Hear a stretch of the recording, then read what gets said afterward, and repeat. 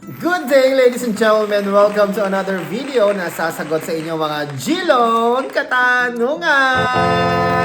At nakatanggap tayo ngayon ng katanungan mula sa ating misis. Mula sa ating may bahay. Sabi niya, di, ba't ganon? Nawala yung G-Loan ko. Guys, nawala po yung kanyang G-Loan. Finally paid pa naman na niya yung dalawang pending na due. Diba, 2 buwan pa yung due? In advance payment na po niya mga kaibigan sa pagkakaalam niya na ma-offeran siya ng mas mataas pa na G-Loan. Tingnan niyo po ito mga kaibigan. Ayan, nag-fully payment po siya. Nag-fully paid siya. Nung itatry na niya ulit buksan, eto naman ang lumabas. G-Loan is open to pre-qualified user. So alam mo na hindi ka qualified. Bakit ganun? Bakit nawawala yung G-Loan? Again, mga kaibigan, ito po ay may kinalaman kung tayo po ay nagkakaroon ng past due. Sabihin na mi-miss natin yung mga due dates natin. Kung ang due date mo ay ngayon at nagbayad ka kinabukasan pa, mataas po yung chance na ito ay recorded sa Fuse Lending at nakakaapekto po ito kahit once ka lang na-delay ng pagbabayad.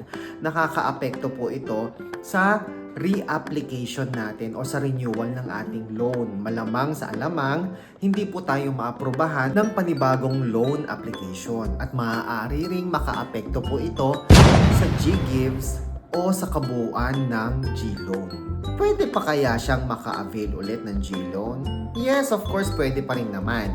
Dahil weekly po ang evaluation kay G-Loan ni Fuse Lending. Every week, nagbabago po yung assessment. Kaya ang pinakamagandang gawin, maghintay lamang at sikapin na mapataas ang ating G-score sa pamamagitan po ng paglalagay, pagdedeposito ng at least 500 to 1,000 pesos. Pataasin ninyo ang inyong average daily balance sa inyong GCash wallet dahil makakatulong po ito para mapataas ang inyong G-score sa inyong GCash. Kung kayo po ay kanilang bibigyan ng panibagong eligibility sa G-Gives o sa G-Loan. At syempre po mga kaibigan, tuloy-tuloy pa rin po ang ating G-Gives! G-Gives Cash Convert! Woohoo! Ayun na nga po mga kaibigan, ang dami-dami na po nagpapakonvert sa atin every day, every hour, umaga, tanghali, gabi. May mga nagpapakonvert po sa atin. Ano po? Pati po SPay later, kino-convert na rin natin into cash. Pati po ang home credit kwarta ay pwede na rin po natin i-convert into cash. Paano?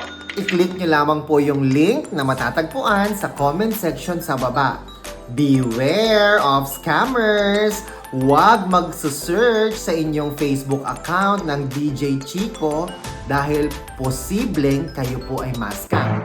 Make sure to click only the link found in the comment section sa baba. At kapag ka-chat nyo na po ang legit na DJ Chico, pwede nyo na po maka-video call ang tunay na DJ Chico Arellano para hindi kayo ma-scam. Okay? Ako po si Chico. Enjoy the rest of the day and God bless po.